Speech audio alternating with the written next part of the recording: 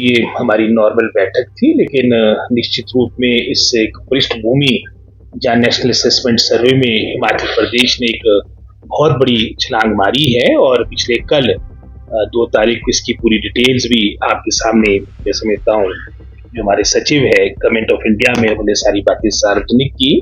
और आप इस बात से परिचित है कि आपकी जहाँ 3 कक्षाओं के आपके ये असेसमेंट हुए थे, जिसमें आपकी क्लास 3, क्लास 6 और क्लास 9 के आपकी असेसमेंट हुई थी। और उसमें क्लास 3 में जहाँ हिमाचल प्रदेश को नंबर 2 आंका गया और हमसे ऊपर आपका पंजाब है। इसी तरह से आपके क्लास 6 में अगर तुम स्टेट्स की बात करेंगे तब तो एक तरह से हम नंबर 3 है आफ्टर केरला, पंजाब, और उसके बाद आपके दादरा नगर हवेली, दमन और दीव आते हैं और चंडीगढ़ आता है। 2 आपकी यूनियन टेरिटरीज होगी। 5वें नंबर पे हमें अगर हम स्टेट्स को लेंगे तब एक तरह से वो नंबर 3 है। और इसी तरह से ग्रेड 9th में हिमाचल प्रदेश को 4th आंका गया, हालांकि इसमें भी हमारे से ऊपर 3rd रैंकिंग जो मिली है वो आपको चंडीगढ़ को मिली है। वहां पर भी अगर एक तरह से अगर आप सिर्फ स्टेट्स की बात करें, जो 28 स्टेट है आपके पूरे भारतवर्ष में है, तो उसमें हम नंबर 3rd आते हैं। ओवरऑल रैंकिंग जो हमारे को मिली है वो 5वीं रैंकिंग। और आप इस बात को जानते कि एक बहुत बड़ा मैं समझता हूँ लक्ष्य हमारे सामने था, 21वें स्थान पे जो हम 2021 में पहुंच चुके थे। और उसमें मैं समझता हूँ बहुत बड़ी प्रगति हुई, आज 5वें स्थान पे पहुंचे हैं। ये पूरे हिमाचल प्रदेश के लिए एक गौरव की बात है कि हमने पुनः जो एक हमारा स्थान था उसको वापस पहुंचने का प्रयास किया। और इसके लिए मैं समस्त अपने शिक्षा विभाग को पिछले कल जो हमारी बैठक थी अपने पूरे शिक्षा विभाग के परिवार को इसके लिए बधाई दी है। और साथ ही साथ ये भी मैं समझता हूँ एक दृढ़ निश्चय किया है कि जिस रास्ते पे हम 2-2.5 वर्षों से अपने विभाग को स्ट्रेंथन करने का, कंसोलिडेट करने का, करने का जो प्रयास कर रहे हैं, इसको हम और मैं समझता हूँ गति देंगे, इसको और बढ़ाएंगे। और साथ ही साथ मैं समझता हूँ इसके साथ जो जुड़े हुए अन्य कदम है, जैसे उदाहरण के तौर पर युक्तिकरण की बात हो, इसको थोड़ा जो पिछले अनुभवों को देखते हुए इसको थोड़ा जैसे हमने कहा कि इसको थोड़ा टीचर फ्रेंडली बनाएंगे और युक्तिकरण भी होगा, रेशनलाइजेशन भी होगी। और साथ ही साथ अकाउंटेबिलिटी, जवाबदेही, मंत्री से लेके आपके नीचे हमारे डेप्यूटी टीचर तक हम सब की अकाउंटेबिलिटी हो। विधानसभा के अंदर हमारी अकाउंटेबिलिटी होती है, अपने संस्थान में, अपने स्कूल में, अपने मैं समझता हूँ चाहे कॉलेजेस की बात आती है, वहाँ सभी प्रिंसिपल से लेके हेडमास्टर से लेके नीचे CHT तक, HT तक सबकी जवाबदेही हो, सबकी मैं समझता हूँ अकाउंटेबिलिटी हो, सब अपनी जिम्मेदारी को समझे। तो ये 2-3 मैं समझता हूँ मूल मंत्र जिस बात को लेकर हम आगे बढ़ेंगे। और इसमें जो मुख्यतः जो विषय थे वो आपके सामने जो पिछले कल प्रेस नोट भी आए। सर भर्तियां कौन सी होने वाली है? भर्तियों की बात है, आप जानते हैं कि लगभग हमने 4000 टीचर जो बैच वाइज अपॉइंट कर दिए इन 2-2.5 वर्षों के दौरान। और इतनी कम अवधि में इतनी अपॉइंटमेंट्स आज तक हुई नहीं, और उसकी भी हमारी मजबूरी थी। आप जानते हैं कि आपका फंक्शनल आपका चयन आयोग हमीरपुर किन कारणों से नहीं हो पाया था, आप जानते हैं।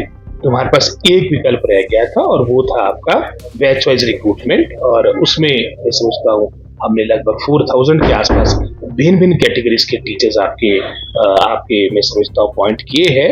और इसी तरह से अगर आप PGTs की बात करेंगे, जहाँ पिछली सरकार के कार्यकाल के दौरान पूरी अपॉइंटमेंट्स तो कमीशन के द्वारा हुई और 511 हुई, और हमने 2-2.5 वर्षों के दौरान लगभग कोई 700 के आसपास अपने PGTs अपॉइंट कर दिए। और आपने जो विषय की बात की है, 3101 हमारी पोस्टें चयन आयोग हमीरपुर के पास लंबित है।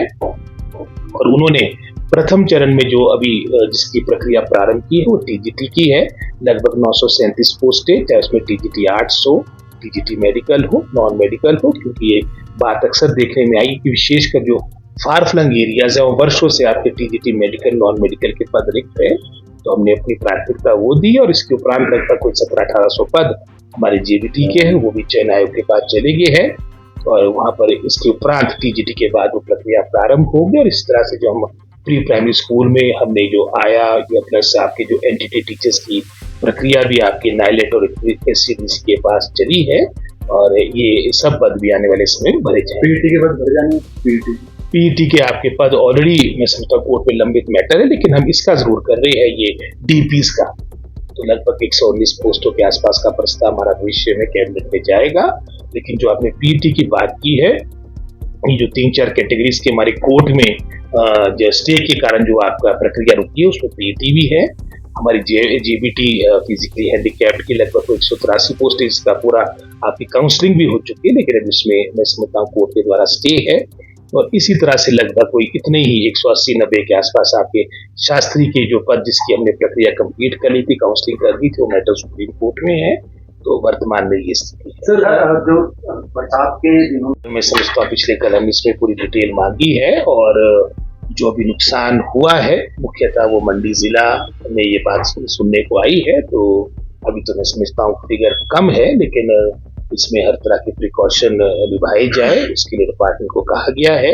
लेकिन जो मुख्यतः अभी जो नुकसान हुआ वो 3-4 विधानसभा क्षेत्र जो हमारे मंडी के, चाहे सिराज की बात करें, धर्मपुर विधानसभा क्षेत्र की बात करें, वहां पर नुकसान ये निर्णय तो डॉक्टर साहब हमने पहले ले लिया था कि अब कुछ अधिकार, क्योंकि जिस तरह से मौसम भी रैटिक हो चुका, कई जगह एक्सेस बारिश हो रही है, कई जगह बारिशें नहीं हो रही है, तो वो हमने कुछ बातें लोकल स्तर पर दी है। और उसमें मुख्यतः यही है कि वहाँ के, मैं समझता हूँ वहाँ के हालात को देखते हुए वहाँ पर आपकी वहाँ की प्राकृतिक आपदा की क्या स्थिति है, वहाँ के जिलाधीश महोदय आपके हमारे इनके स्थानीय जो मौसम विभाग के साथ पूरे इनपुट्स लेके हमारे डिप्टी डायरेक्टर्स के साथ समन्वय स्थापित करके वो छुट्टियां घोषित कर सकते हैं, और इसके बारे में हमने क्लैरिफिकेशन भी कर सकते हैं एजुकेशन में दे।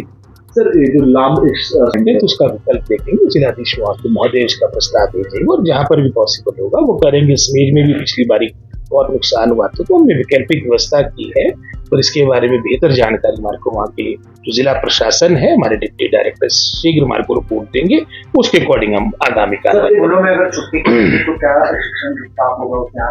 ना तो दे दिया कि आपको तो हाँ ऑर्डर जारी हो गए, फिलहाल तो लगाना ही पड़ेगा, दिया हुआ सारी डिटेल में ना। टीचर्स ये कह रहे हैं कि जब रास्ते नहीं होंगे तो कैसे स्कूल पहुंच पाएंगे।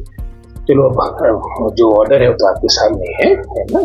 जो PDNA का भी बजट आया है, यही हमारा निर्णय है कि जो हमारा गिनती बेस तो उसका वही है कि 2023 में जो नुकसान हुआ है, जो हमने सबकी जानकारी दी है, उसके अनुसार से वो पैसा मिलना है। तो लगभग कोई 23 करोड़ के आसपास हमारे को प्रथम किस्त मिली है, तो उसमें हम वही स्कूल्स देंगे जहाँ पर 70% से ऊपर लॉस हुआ है, और वो लॉस वो है जो ऑलरेडी रिपोर्टेड है 2023 के अकॉर्डिंग।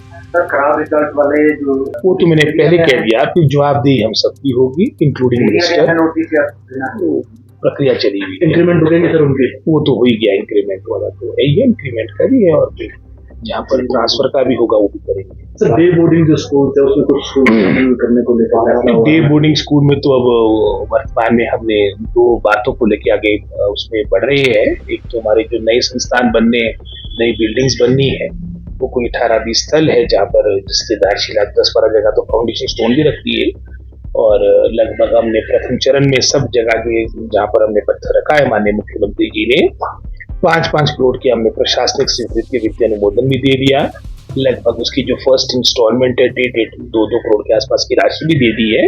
अभी हाल में मेरा कांगड़ा का दौरा था, और वहाँ पर लगभग कोई 8 स्थल, आपके 15 विधानसभा क्षेत्र है, 8 स्थलों का चयन हुआ, और उन 8 स्थलों में से 6 जगह पर कार्य प्रारंभ हो चुका है।